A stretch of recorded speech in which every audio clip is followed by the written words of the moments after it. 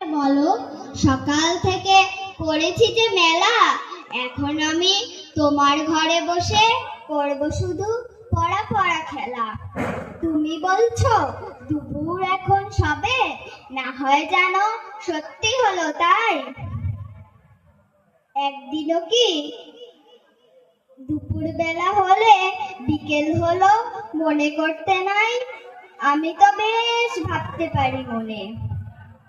সূর্য ডুবে গেছে মাঠের শেষে, বাগদি বুড়ি চুবড়ি ভরে নিয়ে শাক তুলেছে পুকুর ধারে এসে। আধার হলো মাদার গাছের তলা, কালি হয়ে এলো দিঘির জল। হাটের থেকে সবাই এলো ফিরে, মাঠের থেকে এলো চাষির দল।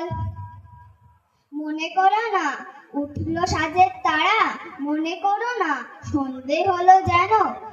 রাতের বেলা দুপুর যদি হয়, দুপুর বেলা রাত হবে না কেন? সবাইকে ধন্যবাদ।